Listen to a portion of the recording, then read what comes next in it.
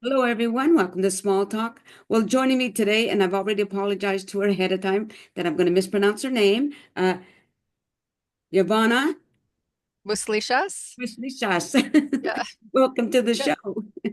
Thank you so much for having me, Nancy. It's a pleasure to be here, and it's so nice meeting you. Yeah, it's I, great being here. I do appreciate you agreeing to be on the show, so that's really cool. Now, before I started recording, I had asked you if you were Métis, but you said you're not. But tell us what happened, how you became part of the society. Yes. What I how it all happened with me was that years ago, I was working. I had a big daycare facility in Williams Lake, and most of my um, families were Native families that were part of my daycare, and most of my employees were Native women. Um, but even prior to that, I've been working with the First Nations communities for decades, basically, seemingly all my life. So I really enjoy working with Native people. Long story short, basically what happened was I had discovered that a young person in my after school program was being abused by her foster parents. I started to advocate for her. Both my business manager and I started advocating for her. And then the Ministry of Children and Family Development didn't like that. So they decided that they were going to obstruct her getting any help. And so what happened was that this young lady kept running away to my home and to my daycare, trying to get help. I um, decided that I was going to try and take her to a Native authority. Unbeknown to me, that Native authority was under the control of the Ministry of Children and Family Development. So then they tried to shut my business down. They Mhm. actually succeeded to shut it down December 24th in 2014, actually about 10 years ago, pretty coming up here. And so even though I tried to sell my business for $1 to my Native employees, the ministry decided to make an example of me and my business and wouldn't allow them to be licensed, even though they were quite willing to continue providing care for all these families who had nowhere else to go. Um, and so that was quite an ordeal. I was criminally charged in 2000. Well, it was October 22nd, 2014, that I was criminally charged for um, trying to help this young lady go to a Native authority. They deemed that as kidnapping Oh my goodness. of a minor or abduction of a minor. So that's what I was fighting for many years in their courts. In the meantime, when the Queen Clan mothers in Williams Lake had discovered that what had happened, that I tried to help this Native child, who eventually I learned was the Grand Chief's niece. So um, then I started working with the Chilcoot National Congress, Grand Chief Stanley Stump Sr., his wife Fanny Stump, and also her sister, Queen Clan Mother Dorothy Boyd. So ever since then, I discovered that, well, at that time, I discovered that the abuse in the foster homes against Native children are prolific. It wasn't just a one case that I had no idea about abuses, even though I worked with Native families directly every day.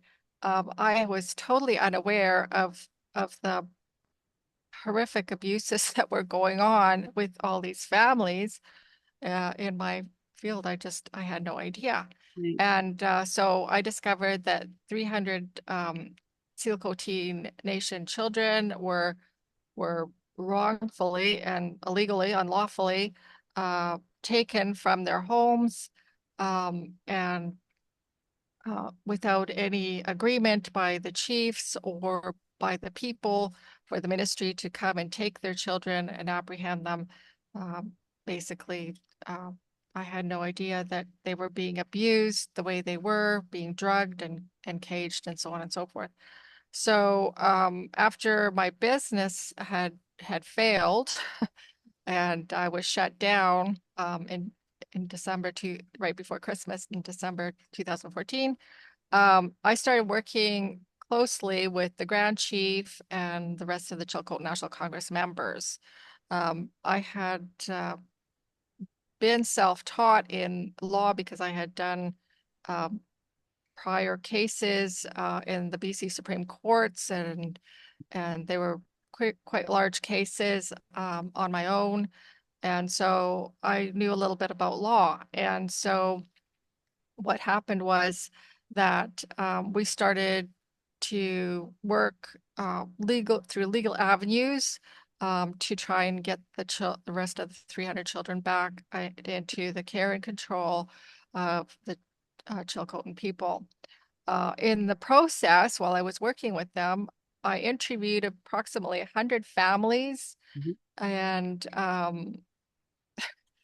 based on my knowledge and expertise of early childhood education, I could not say uh, that any of those families that I interviewed, um, and I, documented, 100 families approximately, not one of them I felt was justified in the removal of the Right.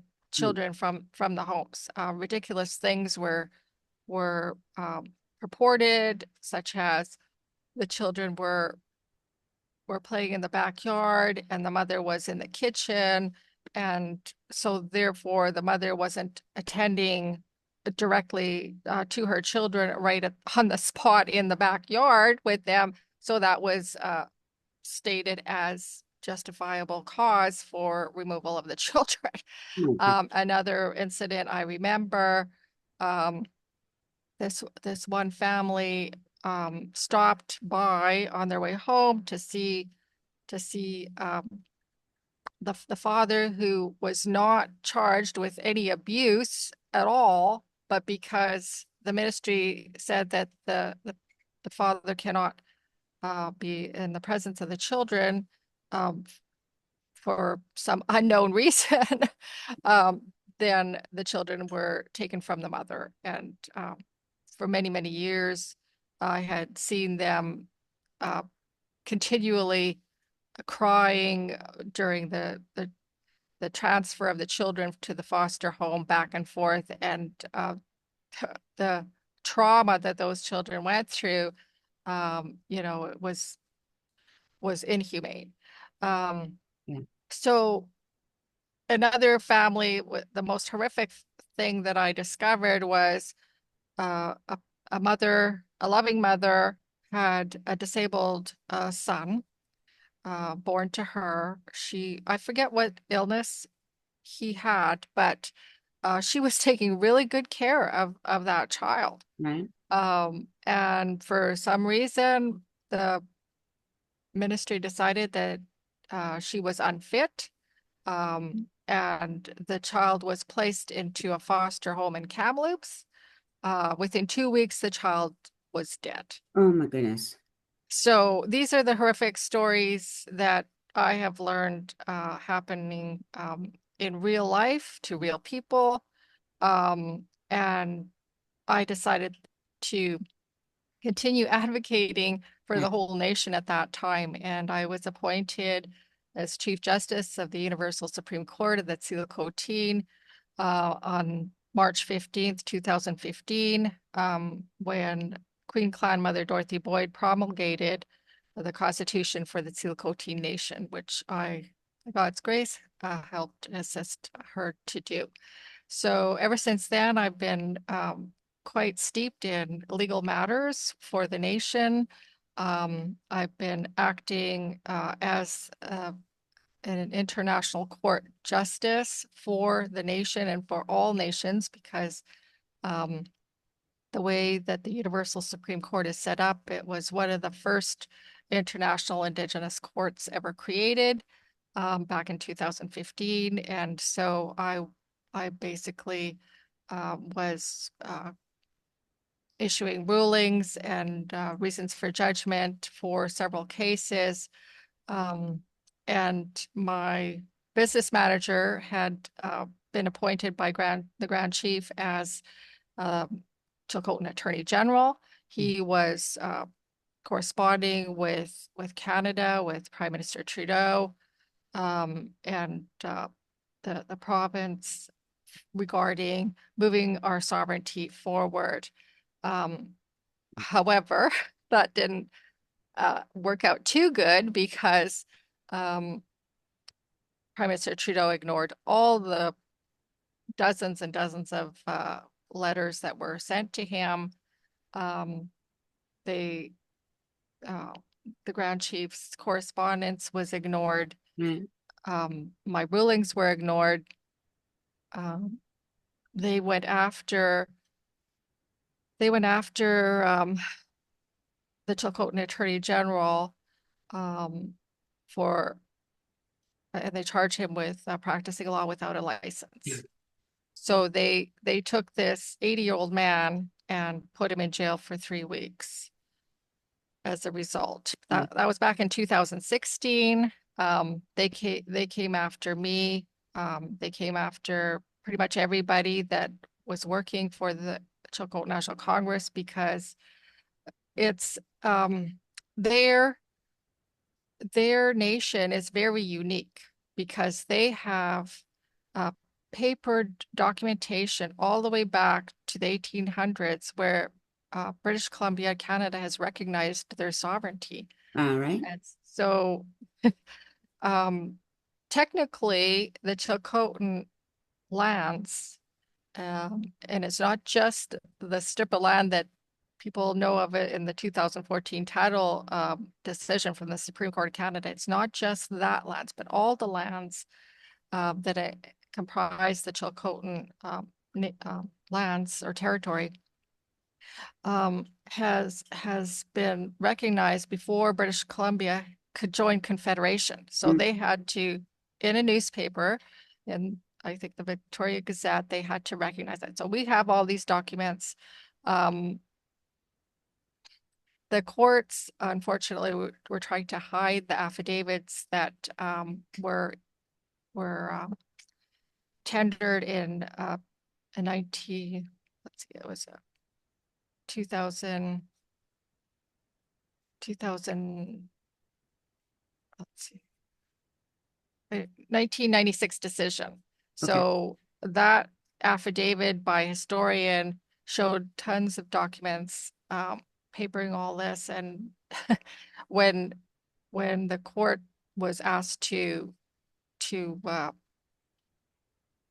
look for their copy, they couldn't find it. But however, the Grand Chief, in his great wisdom, had kept the one and only copy that was available. He had it hidden for years and years. And when the Chilcotin Attorney General and I started working for them, that came forward to start being able to utilize that in court. Right. Of course, that again resulted in our being attacked, especially those of us who have been adopted into the nation, like myself. We were looked at as targets for abuse, and we were severely abused. I fought in the BC Supreme Court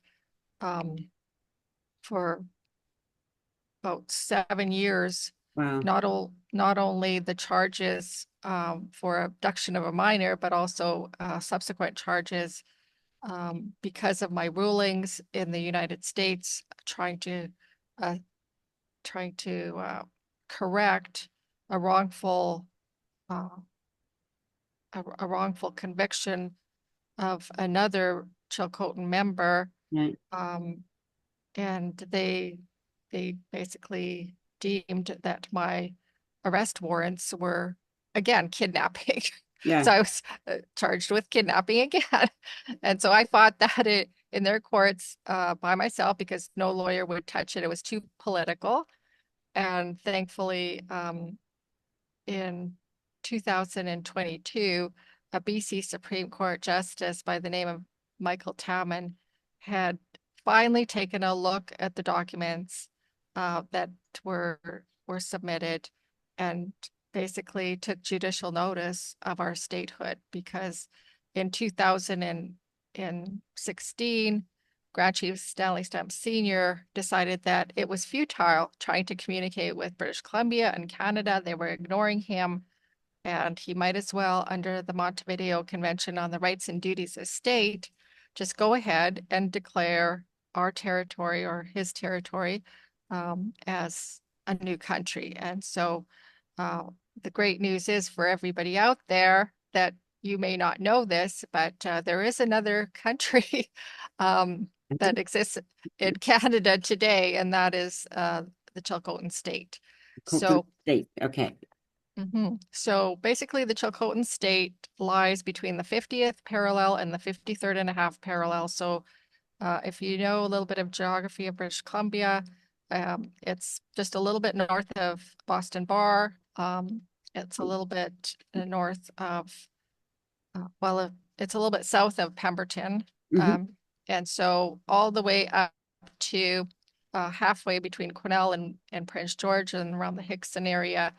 And on the east side, it goes kind of on a diagonal from the 50th parallel through Merritt, through Savinaw, all the way up to McBride, and then along the coast on the west side. So that is actually a fourth country Okay.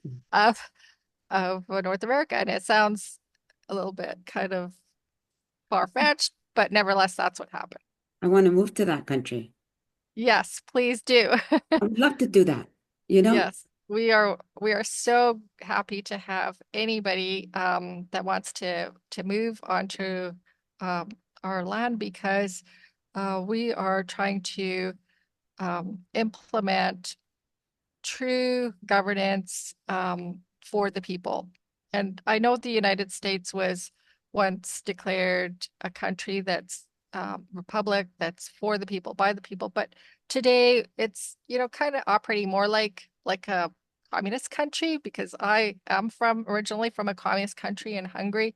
Okay. And my father and I escaped when I was 4 years old across the Mm, Iron Curtain on foot. well, So I know what a communist country looks and feels like, yeah, and that this is Canada and the United States are more operating like a communist country than most people realize. yeah. And so we would like to have a country that goes back to the grassroots where the people have their rights given back, where they don't have to fight constantly oppression and just grinding down Yeah. through taxes or whatever. So question, so like I'm of European descent, although I have First Oh, Nations. I do have First Nations oh, relative nice. family. Would I be welcome? Absolutely. That's Gosh, just wonderful to hear that anybody would want to come and join us.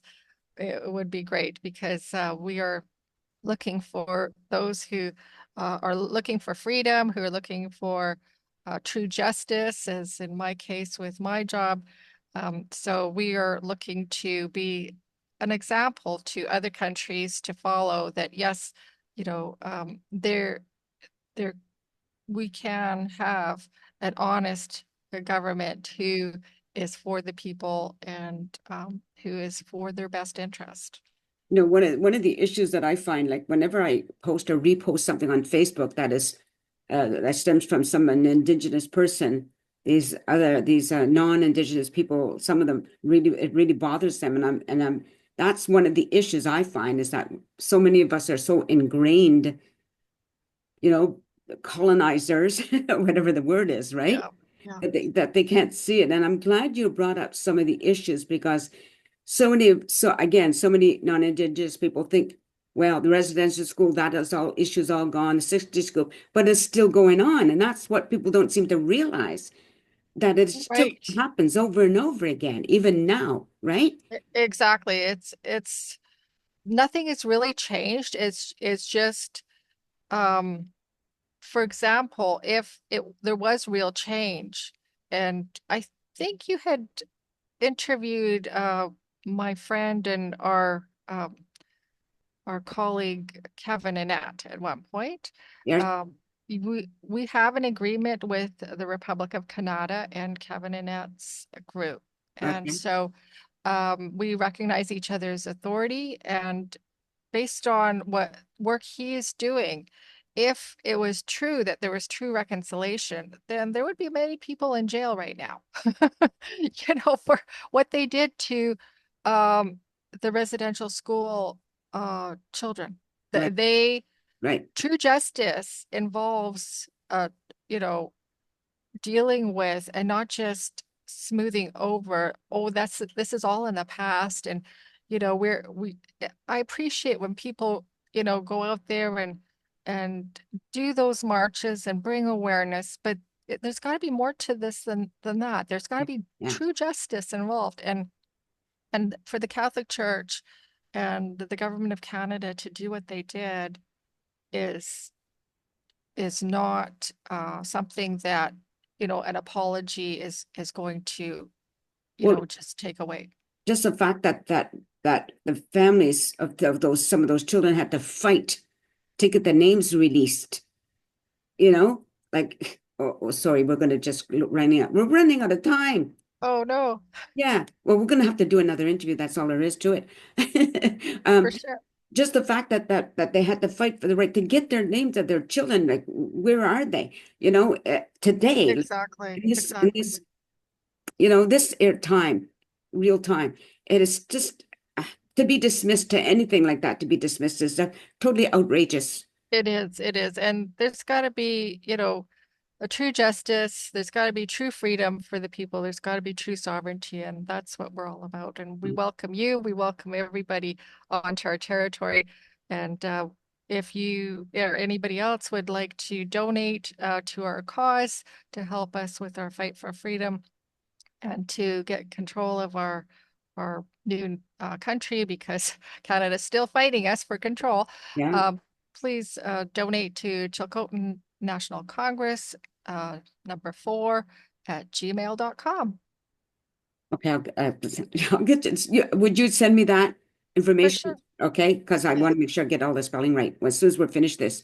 Okay, so I have to end this interview, but I'm going to rebook another interview so we can continue talking. wonderful. Thank you so Okay, much, Nancy, and thank you to all of you as well. all right, you're welcome. Just stay on camera for just a second, and to the audience, you listen to Giovanna. Oh my God. Muslishas. Muslishas. Once again, I apologize.